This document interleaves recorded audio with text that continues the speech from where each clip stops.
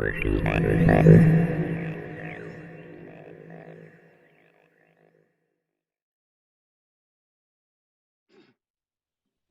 James, thanks for joining me today. Looking forward to chatting with you about your work at Atlantic Health System. Hey, great, Anthony. Good to be here.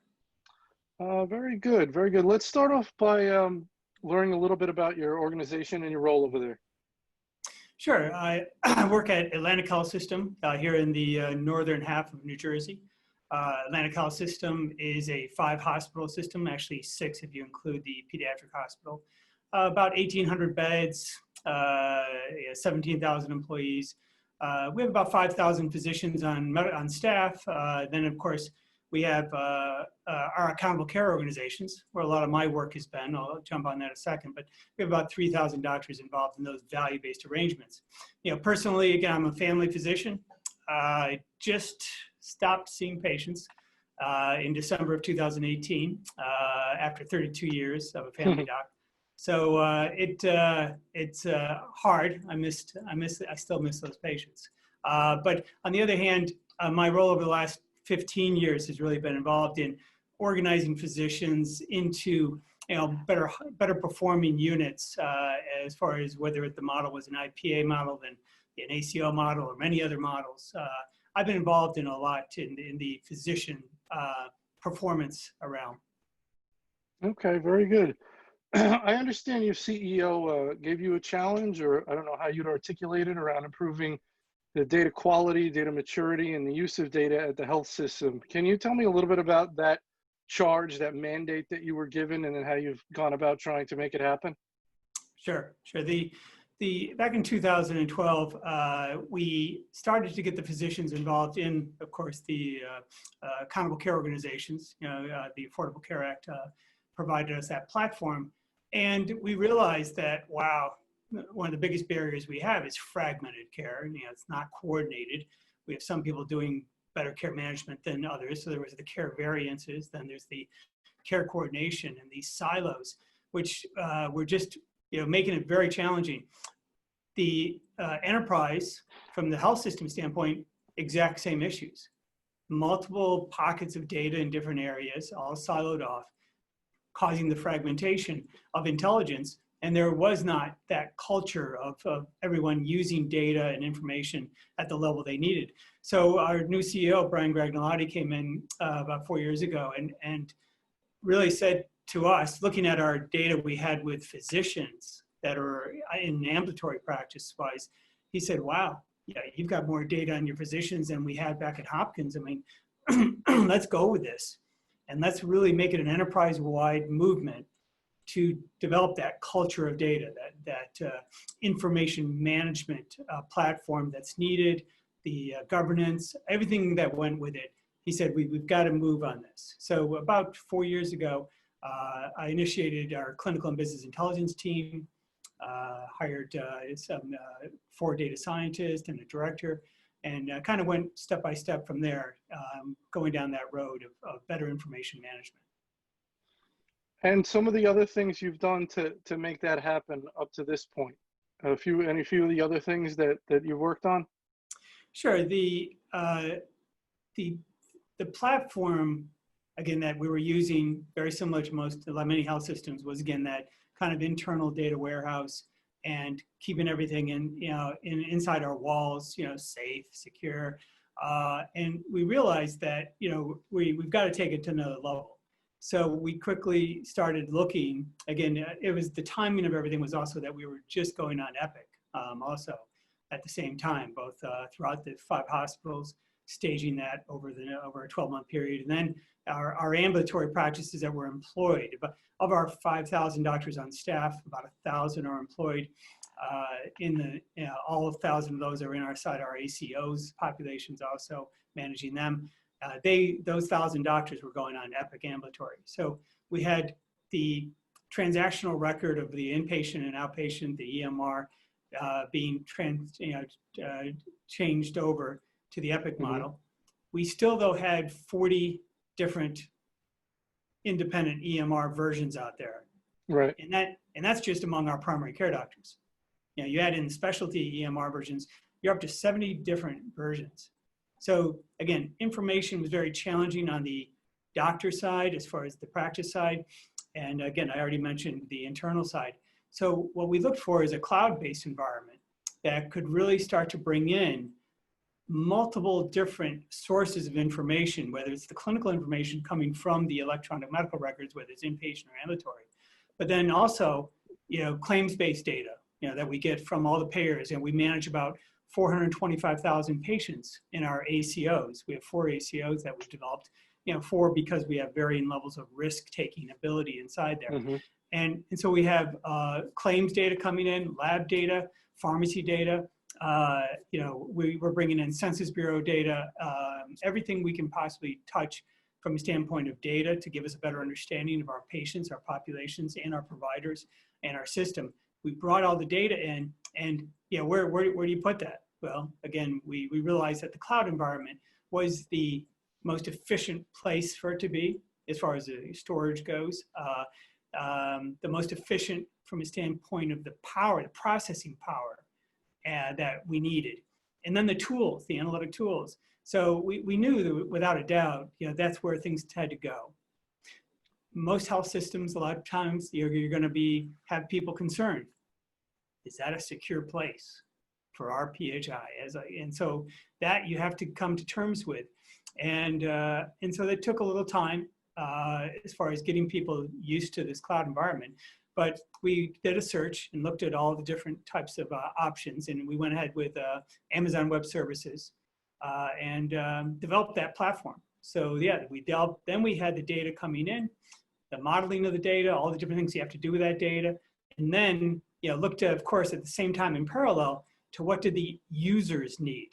You just don't build it and they will come. You want to be focused at all times.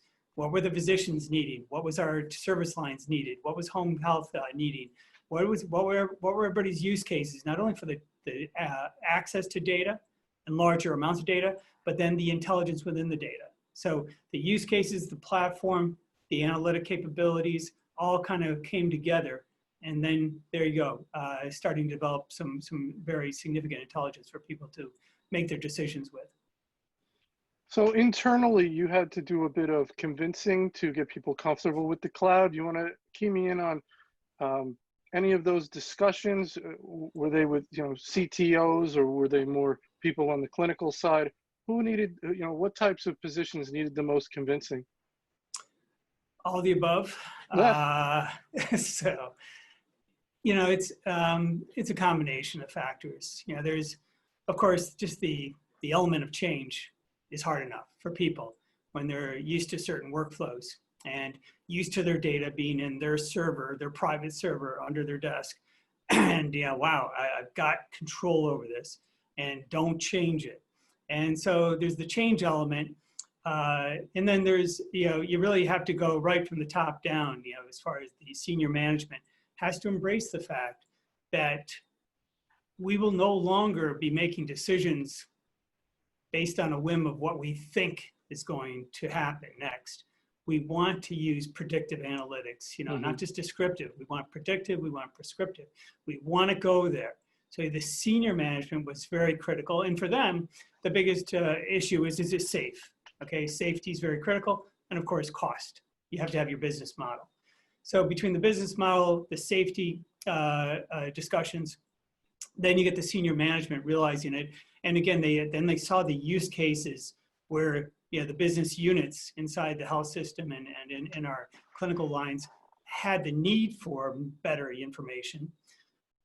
Then it's okay, this is a strategic direction that we're going, and we need everybody to be on board. So that was the most important thing, is getting the C-suite, the head of the enterprise and the business units to all adopt this. And it takes some time. Each one has their own concerns or needs.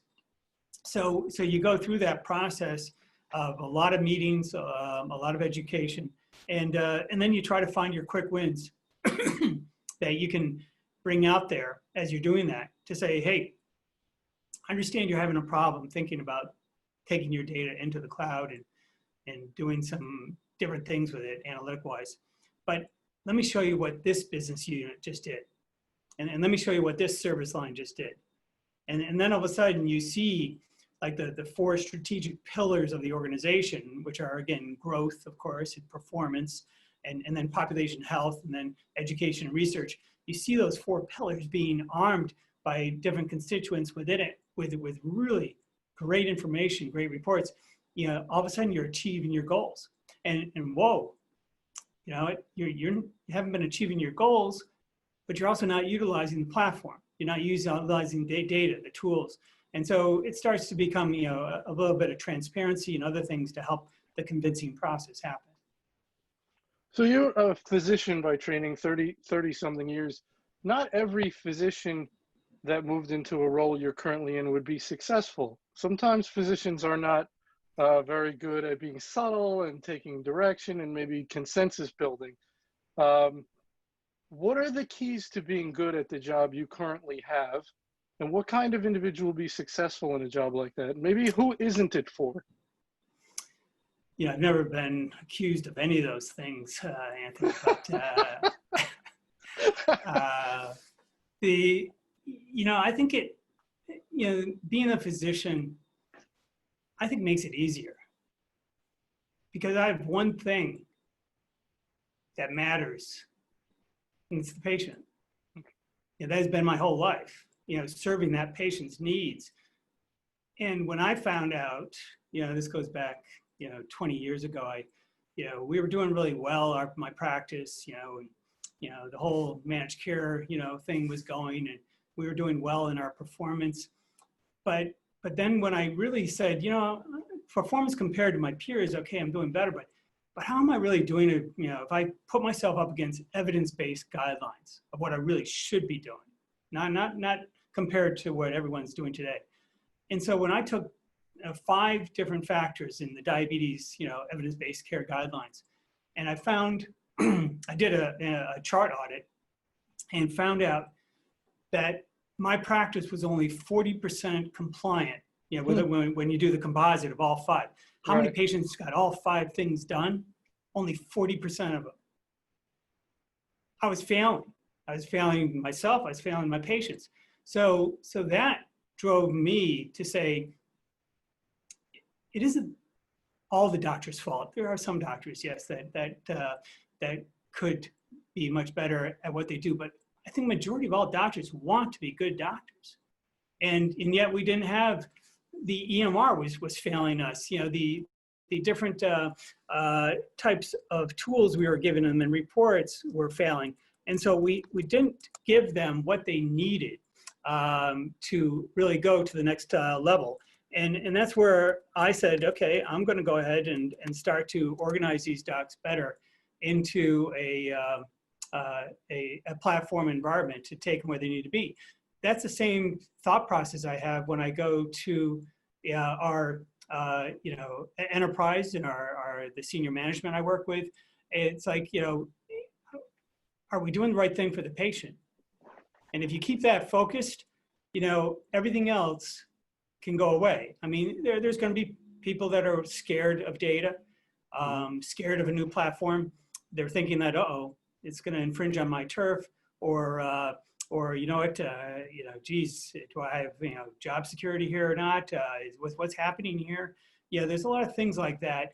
But if we constantly look at the opportunities that this process is giving us, nobody has to worry about their job. There's so many things that we can do.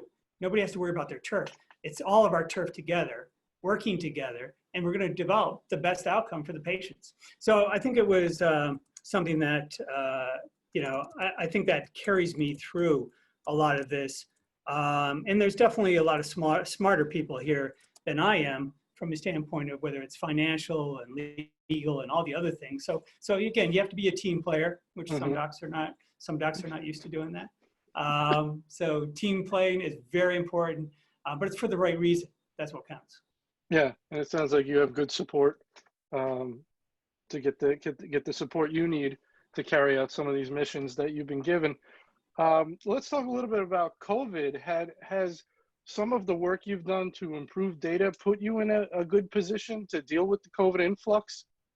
Oh yeah, I think we we really, the team at Atlantic did a phenomenal job. I mean, as you know, from being from New Jersey, you know, we've been hit hard. I mean, our daily census at one point was over 820 beds filled with COVID patients. And a large number of those were on ventilators. So, Yeah. so this, it was, you know, maybe not as challenging as the middle of New York City, but still it was challenging. So the team though really came together, and from a data standpoint, yes, the predictive models. I mean, we had like, our business team was doing like 3 or 4 different models to help us, you know, just keep an eye on where do you think it's going? What's the surge going to look like? When do we think it's going to peak? So we had a lot of descriptive reporting for us on a daily basis of how much testing, how many are positive versus, you know, how many were people under investigation. We did a lot of our capacity planning as far as PPE, supplies, everything else. Transformed floors, you know, into critical care bed floors because the ICUs were just totally overrun. So we did all of that. But then the unique thing that we did also, especially in our new platform, was we took the patients where we had, again, more information on them that beyond just maybe the clinical record. And again, because again, a lot of our doctors are not on the Epic system. We don't have access to all the data in their clinical records. So we took claims data and everything else, and we did utilize some of the AI, you know, algorithms that were available out there on predicting which patients, if they got COVID, were going to be the sickest. You know, so that's the COVID vulnerability index is what we used. And that way, we were able to do more aggressive, proactive outreach to all those patients who had the high scores on their COVID vulnerability index. And then we were able to say, hey, you know what, don't go out, you know, they'd be on the phone with like doing, again, we are feeding the telehealth interventions, the e-visits, all the new technologies of how to reach these people and still interact with them. And we were able to say to, you know, some of the other people, you know, I'm running out of food though, I got to go to the store. No, don't go. We've got a community health person in your area. They're going to go to the store. They're going to get your groceries. Okay. So things like that, we were able to take that surge that was going up. And I think we did. We made a difference in flattening that out quicker than going up into a really danger area. And so that flattened out. And now, of course, obviously, right now we're on the mend. So there's connections there between that type of work, the ACO work you've done. It's all managing risk, data analytics, and improving care. Anything more you want to say about the ACO programs? Yeah, I mean, the key with the physicians, we'll come back to them for a second, as far as our accountable care organizations. The physicians in the early days was all, I don't have enough information. Now it's like, I have too much noise. Right. Way too much noise. And again, this has been one of my kind of very focused agendas, is to take the noise out of a physician's workflow, and not just a physician, the care team, because we very early on, back in the 2010, 11 or so, we embraced the patient-centered medical home model, the full care team model. You know, it's not just the physician only, it's also their clinical teams, their receptionist, their office manager. And then again, it extends beyond that practice, you know, the specialist, all the clinical coordinators, care managers, everyone. So our teams need to know the information that is going to make the biggest difference at that point of care as real time as possible to be able to make the impact on the patient, and then clean everything else out.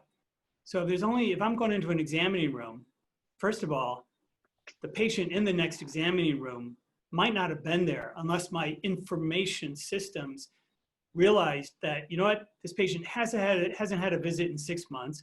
Their A1C is out of control. Anybody with A1C is out of control, we see every 3 months until they get under control. If all those rules are in there, the key thing is, first of all, the patient who should be in the next room but isn't, now we get them in. So then, and I don't even know that's happening. My receptionist, my clinical coordinator, my office manager, they're the one getting the thing. These patients have to get in to see Dr. Barr, or they have to have a telehealth visit now with Dr. Barr. So we feed the right person at the right place of care for that person's needs. Then I'm going into the next room, and I didn't realize that this was one of these patients that already have been, brought to me proactively through the intelligence. But then I'm going in and I'm thinking, oh my God, I gotta search through this EMR and find the right information and put it all together and figure out this versus with that is going to make me want to go in this direction. Now it's like, okay, this patient's chronic diseases all look good. These 3 out of the 4, but this 4th one, even though they're coming in for, let's say, low back pain, you make sure you address that 4th condition, because we've got a prediction here that that's going to end up in an emergency room or hospitalization real soon. So if I can have that be as, again, decision support, decision science is behind our decision support, then that's going to help us get where we need to be and efficiently using the doctors, efficiently using the right type of care, the right place of care, all of that. That's where we're going with the ACO movement, is a strong emphasis on the information, helping us know where we need to be. So you're a VP of Clinical Intelligence, correct? Right. So what do we think of when we think of clinical intelligence? Do we think of clinical? Do we think of IT? What's the if not, what's the relationship with IT? What should it be? What is it? Good, great. I'm actually glad you asked this question, because VP of Clinical Intelligence doesn't mean I'm intelligent. Okay, it's a title that was chosen because clinical intelligence means more than just knowing clinical evidence-based guidelines of care. It's not just care variance. I mean, that's an important part of it. But it's, in addition to the intellectual intelligence, it's emotional intelligence. And that's where I think clinical intelligence really is the right term, because if you're a clinician and you're not using emotional intelligence, you're not using social determinants of health intelligence, community intelligence, spiritual health intelligence, all these things, the understanding the patient's, fears, their concerns, the cultures, the barriers to care. If you don't do all that, I don't care how much intellectual intelligence you have, you're not going to service that patient the way you could. So clinical intelligence is, again, a combination of different intelligences that really come to a better clinical outcome. So that's the one part. The second part of your question as far as IT. So yeah, I mean, IT is a critical partner in all this. You have, of course, the ability of the enterprise IT system to keep the inpatient and service lines, home health, everything working as efficient and as possible. But then our IT team really helps us gather the information into that kind of longitudinal patient record. So anything that's happening to the patient, whether it's from our enterprise, let's know about it.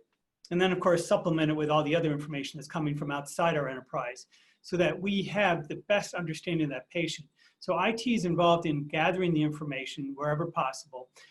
It's also very much involved in our security. And as far as they are the ones who govern, what's going on, along with our compliance, legal team and everything.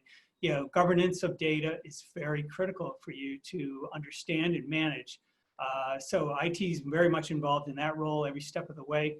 And then the exciting part, I think, for IT is a lot of the new technologies. How do we embrace different things inside our enterprise or our ambulatory practices? How do we integrate remote patient monitoring, all the sensors, wearables, patient wearables, Fitbits, whatever it is? How do we bring that information in? That's where the IT people really help us find how to aggregate information and use the right technologies. You combine that with your data team, your data science, your analytics, and reporting, and wow, that's where you really shine. It all comes together and it blurs at some point, right? Because there is no clinical care without IT, right? Exactly. I mean, anymore, essentially, all the advanced things we're talking about, they are IT. So it's just a big blur in the middle. Yeah.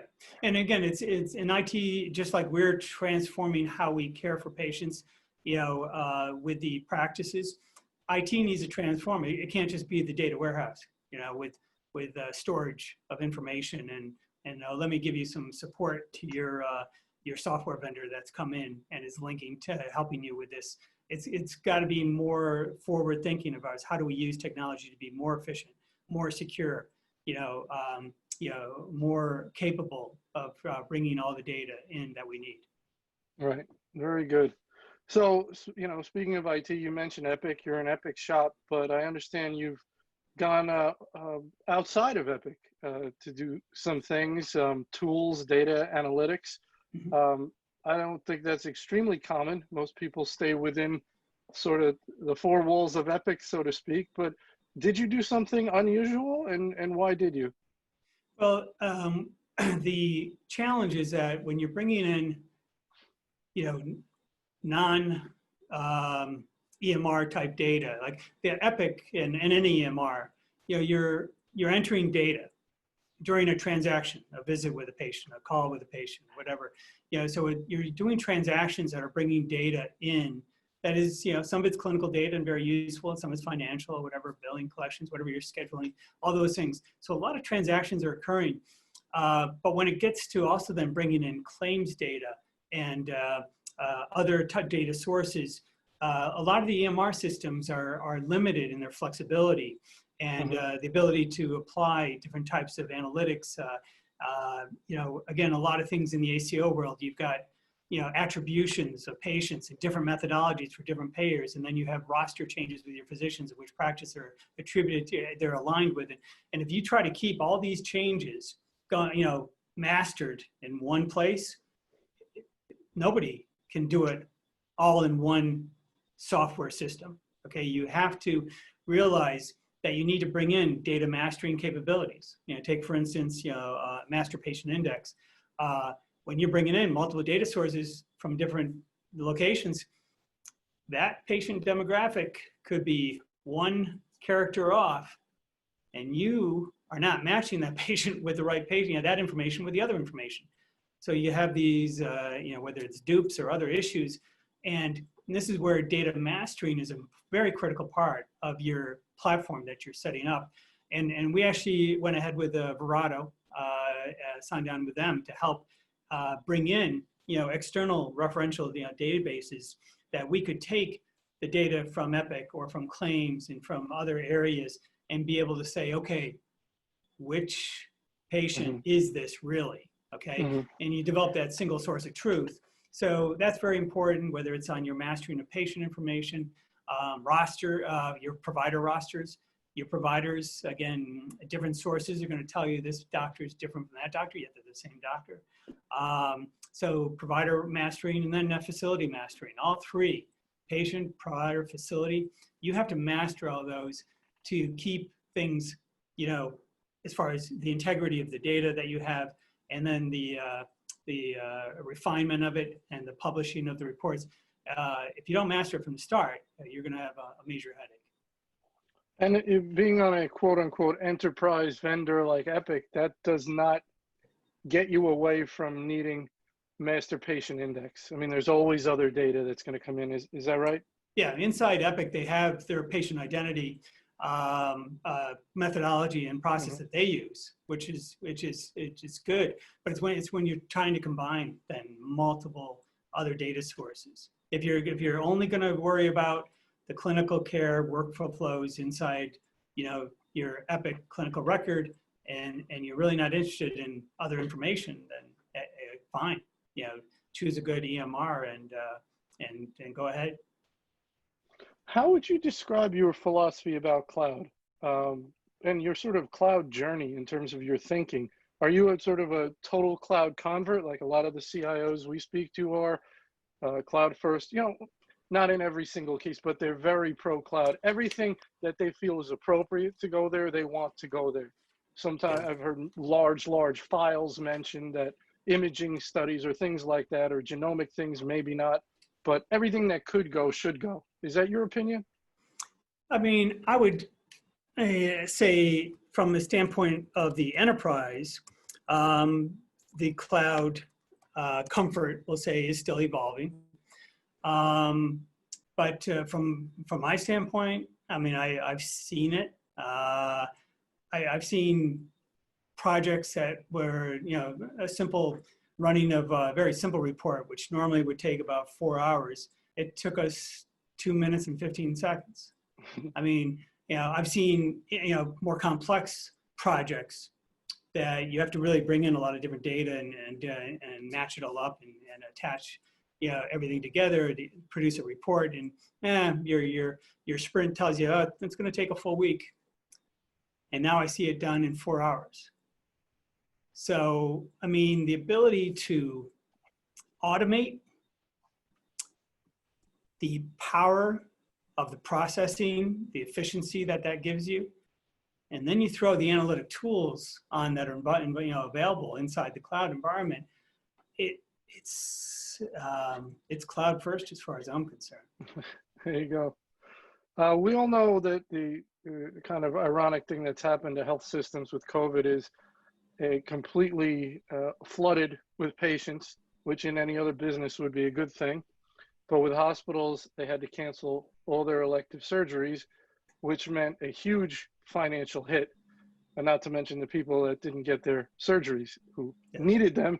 I love the word elective. My mother needs a hip badly and just got it rescheduled, but when you can barely walk, you're like, what do you mean it's elective? Anyway, that's another case. Sure. But hospitals have to recover financially, right? Which means you have to make people feel safe to come back. Talk about that. Has that involved you at all? The work the hospital's doing to sort of get ready to welcome people in post-COVID and get people comfortable? Does that touch clinical intelligence at all? Yeah, I mean, we've, first let me mention about the health system, which again, Atlantic Health System has done a tremendous job from a standpoint of safety of course, the patients, but also our staff, the frontline heroes, the people. I mean, it's just been, I just can't fathom, how strong the team has worked and done a great job. And again, I feel personally like if I was going to be a patient, boy, I would not hesitate if I had certain need right now. I could go to Atlantic Health System. Now in the midst of, the COVID, high surge of patients, certainly everybody's going to be afraid to go to the emergency room or the hospital. And the thing is, though, right now, those fears persist. And so I think what we've been doing, not as much on the clinical business intelligence, I'll get to that in a second, but more from a standpoint of the messaging and to the community, the patients, and the providers. We have webinars every week for our providers in our ACO networks, and giving them, really specifics on here's our protocol for when you come to one of our practices. And back when it was, more intense, it was, look, we're going to screen you by the phone first, and then you're going to come to the parking lot. You're going to text us when you get here. You're going to stay in your car. We're going to come out and check your temperature. And then, when if you pass that screening, then you're going to stay in your car until we know the room is ready, because we don't want you standing or sitting in a waiting room with anybody else. So when your examining room is ready and cleaned, then we're going to text you to come in. Then we're going to take you right to the examining room. And then, we're not going to stop at the reception on the way back, on the way out, and do your billing and everything. No, we're going to do that all online. So giving specifics about protocols of how you're going to be managed as a patient coming into, whether it's our health system for a surgical procedure, or whether it's our practices, really getting down to the point of showing them that this is what we do. We do this for every patient because each of you is so important to us. So doing that is something that, and then you have to just keep repeating it, okay, over and over. And again, we've been aggressive with helping all the different, whether it's departments in the hospital or in our physician offices with the supplies that they need to manage, because that was always a struggle with the personal protective equipment. I think we've done a nice job. On the intelligence side, what we did again there is from a standpoint of getting people back into the schedule that have had this, that have a demand for care but are afraid to come in. And really, we've identified, again, using our kind of predictive analytics, that these are the patients that, haven't had a visit, haven't had a touch in any way, whether it's a telehealth visit, a telephonic one, any kind of interaction. And yet they have 5 chronic disease states. And you know what? in their notes, it shows that they were getting ready for a hip replacement. So, you know, don't sit back and react for that patient, wait for that patient to call you up. You're calling them up. Okay, and you're saying, hey, how are you doing with that hip so far? And how's your diabetes, your hypertension doing? And you feel safe enough to come into the office, you know, now here's what some of the things that we're doing. And then once you just keep working your way towards that comfort level, hey, do you feel comfortable enough to go into the operating room and get this hip fixed? So it's a matter of a lot of education, but our intelligence is kind of driving and prioritizing, you know, who is the next one we should be calling and proactively outreaching to. What's the next big thing on your agenda, on your strategic goals? What's the next thing you're working on that's sort of not done yet, but this is a big one? Okay, so I just actually gave a webinar to a couple hundred doctors before we got on together, and it was about coming back, you know, from COVID. Most of these are primary care doctors on this webinar, and about coming back and about the new norm. And, you know, none of us ever seen something like this before. Yeah.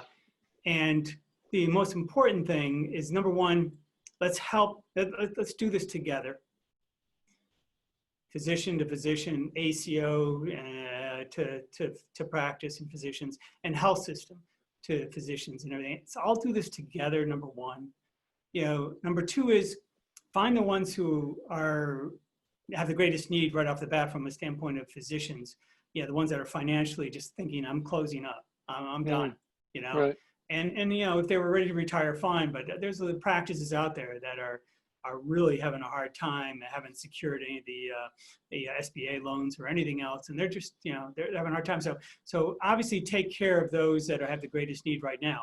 But my real kind of project is coming back to rebuilding physician practices, you know, the new norm, in a way that I kind of mentioned during this discussion, was in a way that uses technology much more than what we used to. I mean, we used to struggle to get a doctor to do a telehealth visit. I mean, come on, you know. And now it's like, no, it's going to be demanded. Okay, the public doesn't want to see you face to face. They're still afraid. Okay, but the telehealth visit at least allows us to have some interaction, you know, face to face, even though it's, you know, it's through technology. So using technology, you know, like the telehealth and the portals and the you know, chronic care management technologies, remote patient monitoring technologies, chat box, symptom checkers. You know, I can go on and on about different technologies that we should be incorporating into our practices, into our workflows, into our staff roles and responsibilities, and really, you know, helping people learn these new technologies, these new ways of doing it. Because in the end, we should have better outcomes, and we shouldn't have 30 to 50% of everything we do be evaluated as being useless or actually harmful. So I mean, everyone knows the Commonwealth studies and everything. I mean, 30 to 50% of what we do should not be a waste. It certainly shouldn't hurt anybody. So if we can take that out, we can make healthcare affordable. If we can take away the noise and the less impactful work that is just getting in our way, we can make physicians and providers of care reestablish relationships with patients that are healing relationships, not transactional relationships. So that's kind of where I want to see it go. Technology and information taking us to a new level of relationships in the healthcare delivery system. Those excess things you're talking about are requirements put on by either the government or insurance companies or even the health systems themselves? Is that what you, about that 30, 50%? As far as administrative inefficiencies? Those things you're saying, 30% of what we're doing is a waste of time or harmful. Yeah. Where are those things coming from? Are they coming from government, insurance companies? Check this box, all these things? I mean, there's a combination of things. There's a lot of administrative burden that is put on for, with no, impact to the patient outcomes. And it has bogged down, the practice of medicine and the delivery of medicine. So yes, there's administrative inefficiencies, but there's also a significant amount of variance in how we treat people and how we use different procedures, test, use information.